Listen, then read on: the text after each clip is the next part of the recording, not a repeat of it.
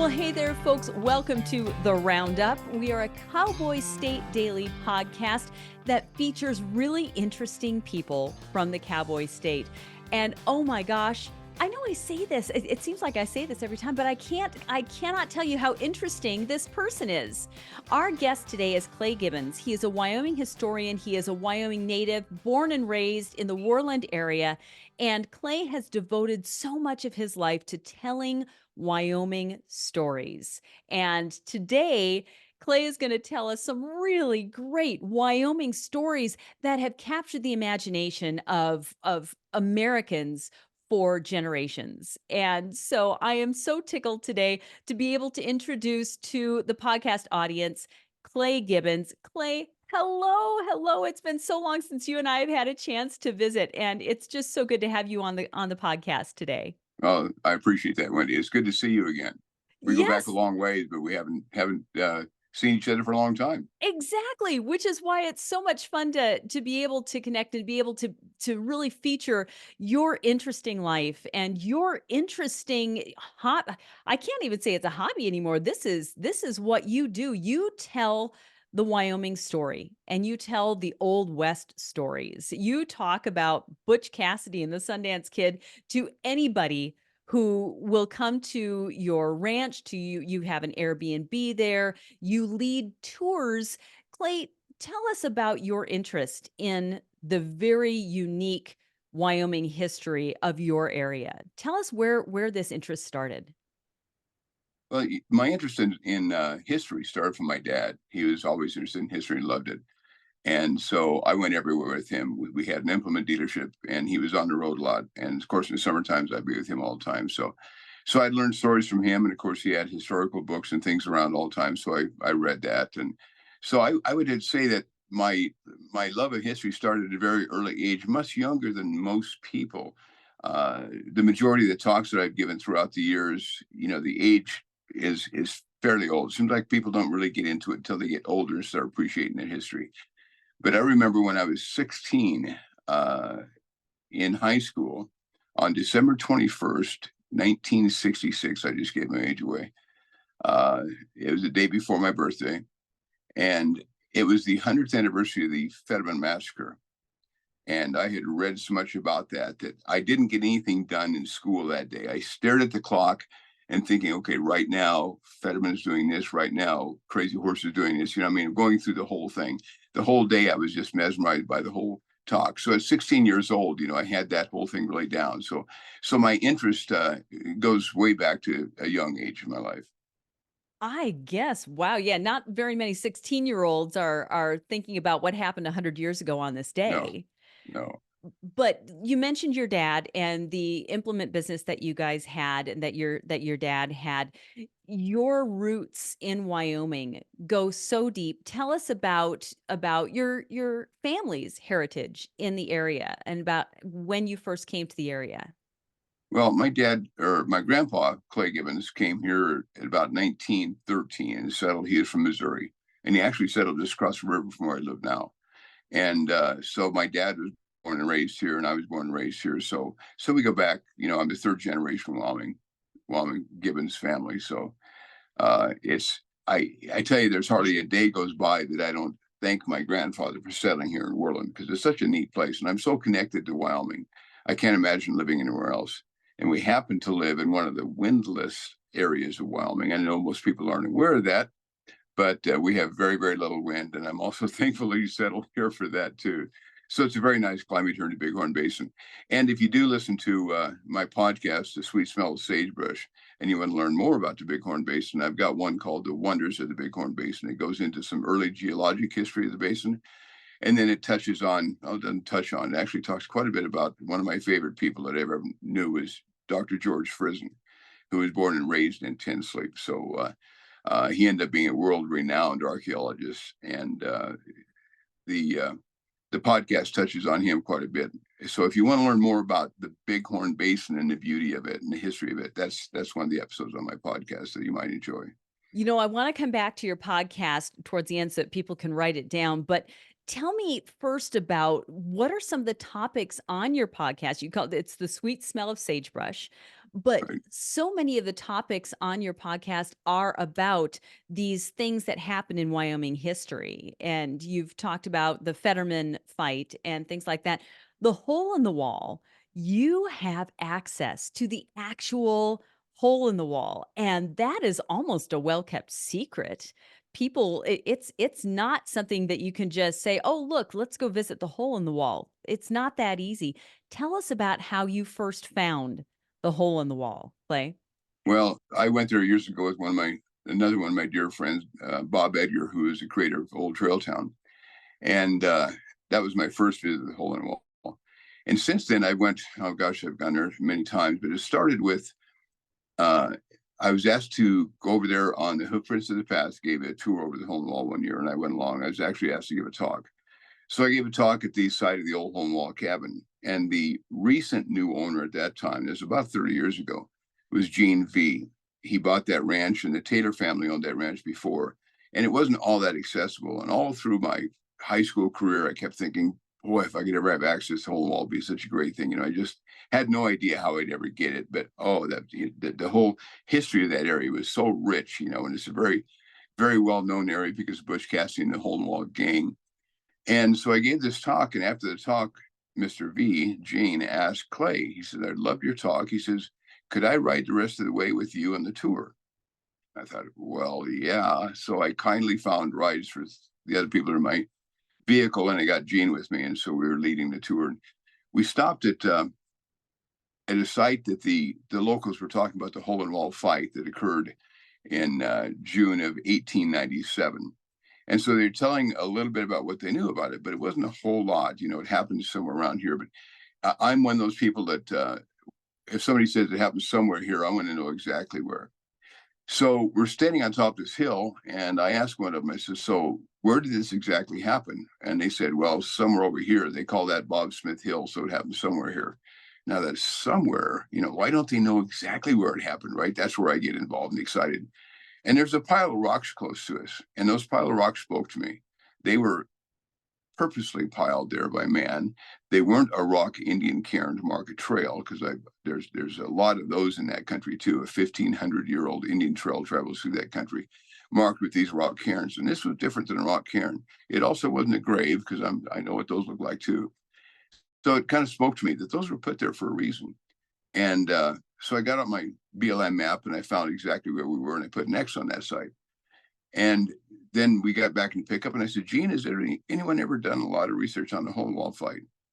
And he told me something that I'd hoped to hear all my life up to that point. He said, "Clay, whatever you want to do on my ranch, you come and hunt, you come and fish, you come and take your family, you take the horses, whatever you want to do, I'm giving you a key to the ranch." And literally a key to the ranch, because he had lock gates there. And that was a highlight of my day. Oh my gosh, highlight of my whole year, to think that I finally have access to the area that I've really been interested in. I get to come into this area. In 1990, a group out of Thermopolis started what they call the Outlaw Trail Ride. And it was for a group of people, usually around 125. They'd have 5 groups, about 25 apiece. And they would start at Rough Lock Hill. We'd ride into the hole in the wall. And then the next day, they would take a 100-mile trip from the hole in the wall clear over to Thermopolis. That was a week-long trip. Well, I was a historian for the group, so I always got to ride my horse, and I would stop at one point and tell each of the 5 groups the same story, and they'd ride on, and they'd run like hell on my horse and catch up to them. Then they'd stop telling another. So I was telling stories all day long. But the day that they left, I got to ride the 12 miles back out to where my pickup was and ride anywhere I wanted to horseback. So I did that for over 20 years. So I saw a lot of that country horseback, and I found all through that country, I found over 225 teepee rings, and scattered all over. The largest was 29. There was one with 28, and the majority of them had 6 to 12 Indian rings scattered about. So anyway, getting back to the hole in the wall fight story, I started doing research on it. And in the fight, there were 12 men represented by Bob Devine from the CY Cattle Company. The CY Cattle Company was owned by Joseph Carey, who was our senator, United States senator, and also CY Avenue in Casper is named after the ranch brand. And he led a contingent of men in there because they knew they had a bunch of stolen cattle in there that the hole in the wall was stolen. So they were looking for cattle with their brands on them. And they came upon Bob Smith, Al Smith, and Bob Taylor, who are all part of the hole in the wall gang. They came across them at one particular site. Now, there had been information scattered back and forth and letters to the editor of the Casper paper about we're going to go in and clean this country up. It's a den of thieves. And Bob Taylor would write back and say, keep your damn head out of here. We're going to shoot it off. So there's a lot of animosity. Long story short, without going into the whole story, they came across them, and Bob Devine asked as he came up to Bob Smith, he says, Bob Smith, he said, have you seen any CY cattle? And Smith said, no, not a damn one. And he had his 45 under his shafts. And as they rode past, he turned his pistol over. He said, I've got you now, you damned old son of a bitch. You can edit that out if you need to. And he fired, but Devine had turned his horse, and his horse got hit and killed. He went down. Then Devine fired back and hit Bob Smith in the back. They left Bob Smith's body there as they went back to the Bar C and got their wagons and whatnot. They arrested Al Smith, got away. They arrested Bob Taylor, and they took him to the Natrona County Jail. After they got to the Natrona County Jail, they questioned themselves. Oh, let me back up a little bit. When I was doing my research, this happened in June 22nd of 1897. I happened to pick up the Buffalo paper July. I happened to pick up the Buffalo paper for June, which would have been a month before this. One of the articles I read in that paper said, no one really knows where the county line is between Natrona and Johnson County. Those of us in Johnson County like to think the hole in the wall is in Natrona County, and those in Natrona County like to think the hole in the wall is in Johnson County. So I knew there's a little misperception about where the county line was, right? Nobody wanted jurisdiction over the whole wall because, like they said, it was a den of thieves, right? There were good people who lived there too, good homesteaders, but they all protected the outlaws. So I knew that they didn't know where the county line was for sure. So anyway, they get Bob Taylor back to Natrona County, and they try to find out, were we in Johnson County and Natrona County? Did we have jurisdiction? Well, come to find out, they found out they did not have jurisdiction. It's a hole in the wall fight was actually in Johnson County. Now, I thought the only way they would have known that, because of the article I read that they didn't know where the county line was they would have had to send the county surveyor out to find this site. So there's where my focus was, trying to find the county surveyor's records. And so one day I finally came across the information I needed, and the county surveyor went out there. He found the county line, and then he went to the site of the fight. And it was 2 miles north of the county line. And he said in his documents, and I had my map out in front of me with my X on it, right? It's township so-and-so, range so-and-so, the southeast quarter, the northwest quarter of section such and such. So I'm following it down my map, and boom, it came right down to my X. And then he said, I placed a large pile of rock to mark this site for future reference. And that's so exciting, Wendy, because I read that, researching history doesn't pay very well, but it pays in these kind of things. I read that and thought, he placed those rocks 100 years ago, knowing that someday somebody would want to find that. And I was just someone that wanted to find that. So he placed those piles of rocks for me, and I got really excited about it. So then I went back and started doing some metal detecting. I always took another person with me. And for me to get to the hole in the wall from where I live, it's 160 miles going one way, which is down by Waltman and into Armando and in that way. The other way is go over the top of the mountain down 34-mile stalk trail. One's 161 miles. The other one's 101 miles. It takes you 3 hours either way. So the days I went there to do the metal detecting, it was a long day. I'd take off and take 3 hours to get there. So I started early morning, metal detect all day, and 3 hours to get back home. I spent 8 days doing not consecutive, but when I could find time away from work, always took somebody with me. And in our metal detecting, we found shells, we found lead slugs, and I marked all those with flags. And then I remapped that also, knowing that someday someone's going to want to find out. So I want to have that information for somebody that digs into it. But I was able to locate the exact side of the sprinkler or the hole in the wall fight. So that was really, really exciting. Wow. So that's kidding. where my interest started. And then of course I've done, continue to do more research on that too. But it's like I like to say, every day at the hole in the wall is a great day. I just love that country. And you take people back there. You'll take people back on these tours. Tell us about the tours to the hole in the wall country. Well, what I've been doing is I have a tour. It's kind of funny how that started. After I did the research on the hole in the wall fight, I was asked to give a talk in Fremont County. to the historical society there. So I went down, they get to talk about the home law fight. And afterwards they said, "Hey, Clay, have you ever taken a tour, taken anybody there?" And I said, "Well, no, I hadn't even thought about it." And then right after that, I gave a talk in Thermopolis, Hot Springs County. And after I gave that talk, I had the same question. "Hey, Clay, have you ever given a, tour there?" And I thought, "No, but, maybe I ought to think about that."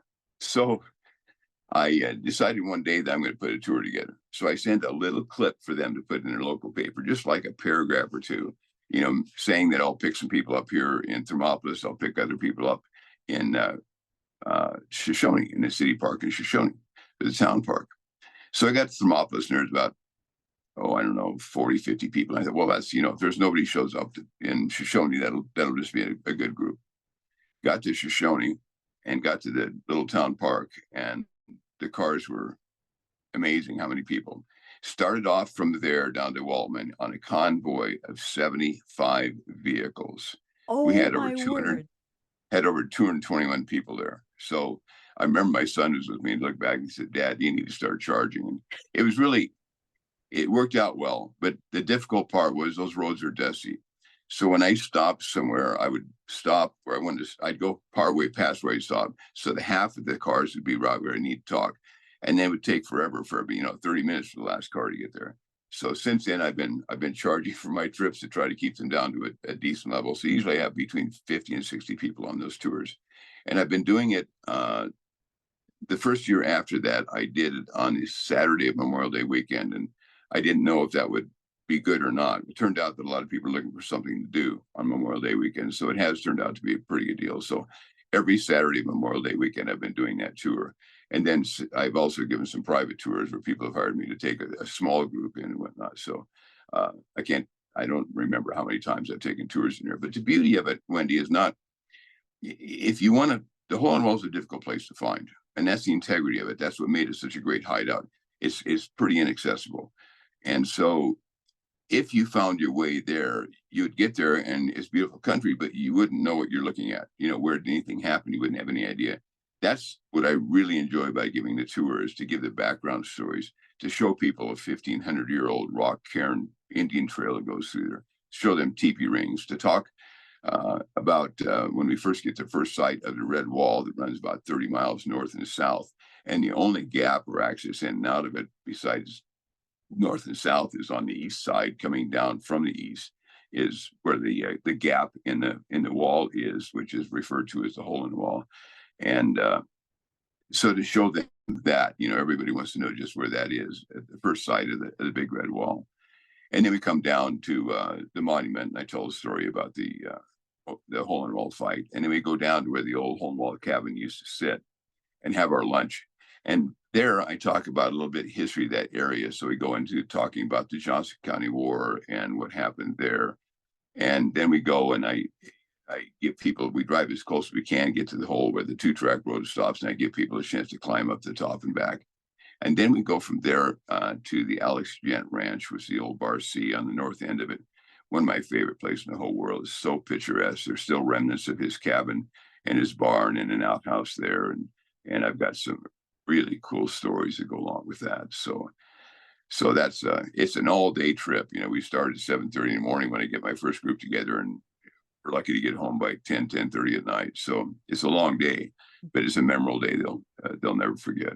Exactly. The memories, and literally the memories that are made, but the memories that you evoke, and all of the history that is just so little known. I love that you've just become such an expert on these things, Clay, and that you obviously have such a passion for it. And that passion, let's get back to your podcast. That passion is something that you've then channeled into your podcast. How did you get started with the podcasting? Uh, for one thing, I've got so many stories in my head that I was a very, very dear friend of Bob Edgar, by the way, just backing up a little bit, the creator of Old Trail Town back in 1966. I think he started collecting the buildings. And I became a very close friend of Bob's, did the eulogy at his funeral at Old Trail Town. And I was always so saddened. I've heard so many stories of Bob's, but he was a wealth of information and a great historian. He was my mentor.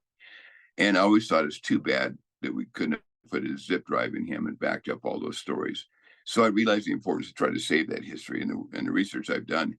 And the podcast it was an idea that came to me. And at the time I had a lady that was worked for the BLM, and she was keeping her horse out here. And she happened to have a little expertise in how to set that up. She and her brother too. And she called him. And so one night we got it set up, and I did my first podcast. So I don't know, I've got 13 to 14 on there's all now. And I've got so many more to do. So I have to, uh, it's my way of preserving those stories. Okay. Getting them down to where after I'm dead and gone, at least the history and the stories will be preserved. So That's just so forward thinking, and making those stories accessible to everybody else is just really great. And again, we'll include the link to that in the show notes so that people can go on and hear those stories themselves. You're making news stories all the time though. Cowboy State Daily recently did a story about some guests that you have. You've got an Airbnb on your property. And our reporter Renee Jean, who just does amazing features, had written a story because she had come on one of your and visited with you and heard some of your stories, but she just offhand heard about this Canadian pop singer that had come to your ranch, and you didn't know who this person was. Tell us the story of Kaisa and her music video that ended up featuring Old Trail Town in Cody. well, excuse me, when Renee first contacted me a couple weeks ago, she was doing some research on Bush Cassidy, the Sundance Kid, and she was told that she really needed to talk to me, and so she got a hold of me. And she said she'd never been to the Hole in the Wall, and I said, "Well, I'm giving a private tour on the 12th of June, and you're welcome to come along with that." And I said, "I have an Airbnb, and you be my guest." So he said, "We're leaving on that. That's a Wednesday. Come Tuesday night, and we'll visit, and then we'll go to the tour, and then Wednesday night you can stay here too because we'll be getting back late." So when she's here that Tuesday night, we were just visiting, and I don't remember in conversation I told her about this meeting Kaisa, and she was interested in that. And in fact, Thursday morning when she got up, she did her little meeting with you guys, every morning, and she put out some stories that she's interested in, and she got thumbs up on two stories. One about the Spring Creek raid, which was just on not too long ago, Tuesday, I guess, or yeah, Monday. She put on that, and the other one was she wanted to hear about Kaisa, so I told the story about Kaisa. So what happened? I got a call one day from this lady, and I don't know how she got my number other than through Airbnb, but they don't give that number out. So she did her little research to get my number to call me directly. And she said she had 3 guests with her that want to come out and spend a week at my Airbnb. And so I made a deal with her, and we said, "Sure, come on out." So they showed up one day, and I didn't know him from Adam. And here's this cute little redhead gal and 3 guys. And the one gentleman he owned a museum in Toronto. And what they were coming out for was to dig dinosaurs' bones and whatnot. So the museum guy from Toronto was friends with the paleontologist that has a dig north of Tensleep, which is really a cool place. So that's what they're out here to do, is go help him dig dinosaur bones. So, but they would hang around and wouldn't leave the house till about noon or 1 o'clock in the afternoon. So they'd spend the whole morning here. And I'm out working in a back patio or something, and this gal steps out with this curly red hair and says, greets me and said, "Good morning." And, "Good morning." And, I'm trying to give them their privacy if they wanted to and whatnot. So one morning we're sitting around the kitchen, and I asked Kaisa, "So what do you do?" And she says, "Well, I sing and entertain a little. So really, you really have to sing me a song." She said, "Well, sometime, bring up a guitar and I'll sing a song for you." I said, "Great." Just other guys walk in the kitchen. I says, "Ron, what's your story?" Ron says, "Well," he says, "Clay, have you ever seen a TV show, Heartland?" I said, "Well, sure have. My daughter Bailey, I raised her up by myself, and we watched Heartland quite a bit and really enjoyed it." Oh, he said, "Well, I'm the creator and director of Heartland." Oh, that's cool. So I thought, That's well, I've got some kind of fabulous. interesting people here, right? So there's another guy by the name of TJ, and he was Kaiser's boyfriend, and he flew Apache helicopters in the Iraq War, and now he lives in LA, and he does drones for movie work. And then, so that covers all 4 of them. So anyway, like the next morning, they're sitting there, Kaiser at the end of my kitchen counter. So I brought a guitar up and says, "Okay, play a song." So I got my phone out, and I got the video on, and she's singing this song, and I'm recording it, and it's all great. And I think, well, that's a pretty good song.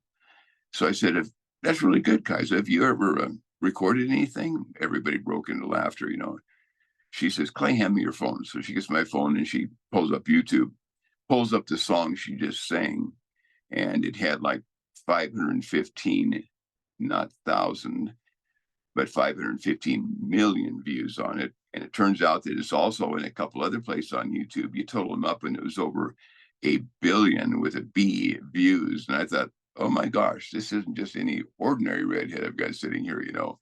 So then I started realizing, wow, I've got some really cool people. So they spent the week and we had just a great time together. And she left and she got a hold of me that August. This would have been August of 22. And she wanted to come back. And she came back with a guy from the museum in Toronto. And she asked two things of me. She said, I want you to fix me another London broil, because that's kind of one of my specialties. And she said, I want you to take me to the hole in the wall. So I took her to the hole in the wall, she and Ben, and just the two of them. And we spent all day there. And of course, she heard all the stories, Butch of Sundance and the Johns County War and all that. And we climbed to the top of the hole. So we got to the top of the hole in the wall and said, Kaiser, your big number one hit was Hideaway. That was the name of the song. In fact, when it hit number one on the Billboard chart, she had to cancel an appearance with Madonna to accept some award for them. So she's up there on top of the hole, right on the very edge of the big red wall. I said, your big song's Hideaway. And this was Butch Cassidy and the Sundance Kid's Hideaway. I think it's only appropriate that you sing that song up here. And so I got my video camera out again, and she did the whole, she's quite a dancer, tremendous dancer. So she did the whole song, dancing in her signature move and whatnot. And then I panned down to see the whole red wall and that Buffalo Creek Valley. And it was just really, really, really fun. So we got home, and sometime in that week that she was here, I don't know how the subject came up, but sometime during that week, I recited a poem that I'd written clear back in college, and she was recording it on her phone, and she loved it. So she went back to Norway because she'd been spending the last couple of years teaching singing, the art of singing, whatnot, in the University of Norway, and they provided her the home and everything. And so she went back to Norway, and she called me on December of that year, which had been 22, and said, congratulations, Clay, you're going to be in my new album. I said, what? She said, yes. She said, I was so inspired with the poem and going to the hole in the wall. She said, I wrote a song to go with it. And it's about At a Place. And so she sent it to me, and I listened to it. And well, it was really a good song. It's a neat song. Yeah. I listened to it. It's a great song. It's catchy. You listen to it and it'll go through your mind the rest of the day. And so then the 1st of 2023, she got a hold of me again, and she said, we're going to make a music video out of that. And then she said, I have another song I wrote as a sequel to that one. So she said, we're going to come down. I want you to get hold of my producer and director. They'll be getting hold of you and setting arrangements up. And can you find us places to take these pictures? Well, she wanted something like the hole in the wall with the big red walls, right? But as I said, to take the whole crew out there, it's a 3-hour drive out and 3 hours back. So I thought, I've got to find another location that looks like that. Well, right at that same time, I had the 4th grade teacher intensive contact me and see if I'd take the class out to the side of the Spring Creek grade south of Ten Sleep and give them the story. And I said, most certainly, because I used to do that quite a bit for 4th graders. And so we met out there, and she had also invited 2 people, Houston and Heidi Johnson, who were the hospitality managers at the Lazy Tea. And the Lazy Tea was purchased, I think, another 5 or 6 years ago. 2 ranches side by side were bought. It used to be the Redwood Flay, and now this gentleman from Idaho originally, his name is Ty Jenkins, and he happens to be the creator of DocuSign. And so he's the one that bought those two ranches. So Houston and Heidi heard my talk at Spring Creek grade, and their ranch is where the cemetery is, where the 3 sheepmen are buried. So the whole story happened right there in their ranch. So they are very interested to find out, hey, we found the expert on a Spring Creek grade, right? So that day I said, I've got a favor to ask you, because they've got these beautiful red hills and red cliffs. It's just a gorgeous ranch. I said, I told them about Kaiser, and we want to do this music video, and we're looking for locations. And I said, would it be possible that the owners would allow us to come and do that? And he says, Clay, we've got a Zoom meeting tonight. He said, I'll throw that question out to him and see. So the very early next morning, Houston called and says, Clay, so we had a Zoom meeting, and he said, they're not only more than welcome to have you here, but we'll host you, we'll drive you around, we'll feed your whole crew lunch and the whole 9 yards. They were just really, really, really laid out the red carpet for us. So we went there and we did some filming, and TJ ran the drone and whatnot. So an interesting thing is when I picked TJ and her producer and director up at the Cody Airport, I asked TJ, I said, so how are you and Kaisi getting along? He says, well, Clay, he says, it's long distance relationship with her in Norway and me in LA. So I said, that's kind of what we're going to decide this week when we're filming. Is this relationship worth pursuing? And I said, gosh, TJ, I hope so. I said, I just, think the world of both of you, and you guys just make such a great couple. I hope it works out. So anyway, we shot the music video there. We shot some of it at the Irma Hotel. We shot some of it at Old Trail Town. And the dance routine in that is actually right before the second tunnel going into the Buffalo Bill Reservoir, where those big red wall, or that big rock wall is on that little turnout. Okay. That's where they did the little dance routine there. So we did all that, and it got ready to, partway through, I'm writing back from one of the scenes, and I'm talking to TJ, and he says, so how are you and guys are getting along? He says, really good, Clay. It's going really well. It's all good. I'm glad to hear that. So the night they were going to leave, before they were going to leave, I said, so TJ, things still going all right? Takes me by the arm, takes me outside away from all the rest of the people, takes me halfway to the bar and stops and says, Clay, Kaiser and I are getting married, and we want to do it at your place. I said, what? He said, you heard me right. Kaiser and I are going to get married, and we want to get married here at your place. And I'm thinking, okay, they're going to come back in 6 months, right? I said, so when? He said, tomorrow. And I said, what? You want to get married tomorrow? You're leaving tomorrow. He said, I know, we got to get married. He said, she's going back to Norway. I'm going back to LA. And we went and tie this thing up before we split up. And so I said, wow, TJ, I don't think I can get a minister here in the morning, because it was at night when he told me this. He said, so here's what you do. First thing in the morning, he's kind of keeping it hush-hush. He hadn't told the rest of the crew. He said, first thing in the morning, tell the rest of the group that you and Kaiser are going to go in for coffee and rolls into town and go to the courthouse right when they open up and get all the paperwork done. So he comes back from that, and he said, okay, Clay, got it all done. He said, we're going to get married at 10:30, and we want you and Jackie. Jackie's my wife. And he said, we want you and Jackie to stand up for us for our wedding. So we drove in town together, and I filmed their wedding at the courthouse in Worland. So they got married there. And that was kind of cool. The rest of the story is, as some people may be aware, they loved Jackie. Jackie was the one that actually taught Kaiser how to ride her horse, and she did all the horse work with her. And in that scene on the second one where she's loping across the sagebrush, Jackie's got her horse on the other end to make sure everything's okay. And anyway, they loved Jackie. And then Jackie passed away in a tragic accident on Christmas Eve of 2023. And so she called me about in February. Of course, I called Kaiser the night Jackie passed, because I knew they'd want to know, and they kept really close contact with me. But I thought it was really nice. She and her director called one day and said, Clay, we got a favor to ask. I said, what's that? We want to title the music video The Sweet Smell of Sagebrush after your podcast. And she said, we'd like to dedicate it to your wife. So that was quite moving. So at the end of the video, you see where it's dedicated to Jackie. So anyway, yeah. So yeah, it's been a really, really wonderful situation. We text back and forth quite often. And Kaiser, and another interesting thing, before Christmas, the month of December, she did a Christmas tour across Canada, and it was by rail. They had a 5-car railroad to travel all the way across Canada. And the middle car, it was all lit up with lights on the outside. The middle car had 2 walls. When they got into a community, it would fold down and be a stage. And she'd have different costumes, different Christmas costumes up. And she said she did, I followed it on Instagram and Facebook. She said she did something like 57 concerts, 17 days. And she said, I know that we went to communities that people had never been able to go to a concert before. So it was really cool following her doing that. That was really neat. But so we stay in good, close contact. She called me that day and said, hey, Clay, guess what? She said, I've got a bucket list item checked off. And I said, what's that? She said, I've always wanted to sing my music with the Calgary Philharmonic Orchestra at the Jack Singer Concert Hall in Calgary. And I said, well, oh, that's terrific. Do that. That would be wonderful. She said, I got a favor to ask you. I said, what?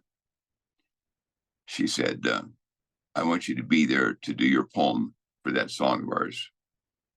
She said, can you do that? And I said, okay, you're asking this old cowboy from Wyoming if he wants to go to Calgary, Canada, and perform with the world famous Kaiser on stage, backed up by the Calgary Philharmonic Orchestra. And I thought, how could I refuse that?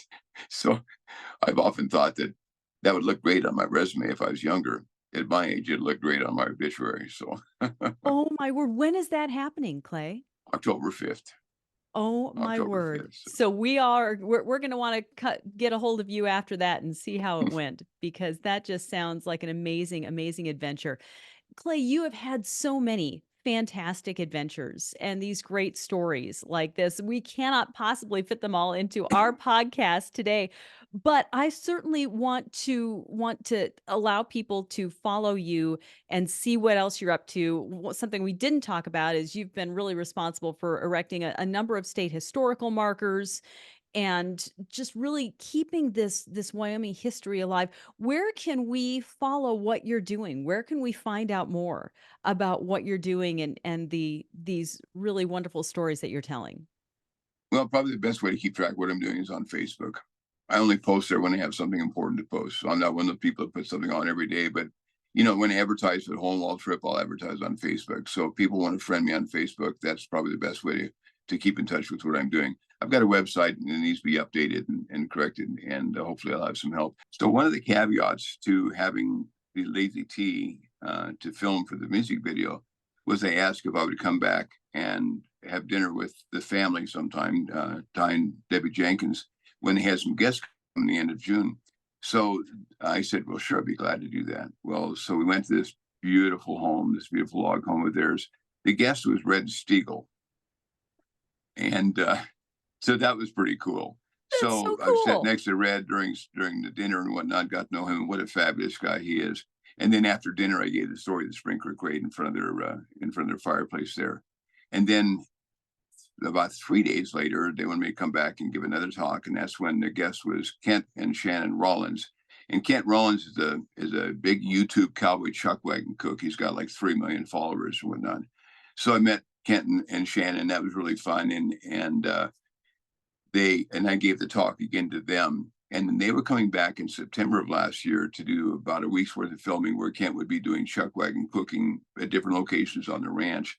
And he got a hold of me and he wanted to do an interview. So I went up there and spent a day with them and did an interview, which he put on his podcast too. If you look for Kent Rollins, Rollins, it's Kent Rollins Wyoming War, and they tell a real 12-minute story of the Spring Creek Raid on that. So the whole thing kind of snowballs and builds into bigger stuff, and to just have this great opportunity to meet some wonderful people.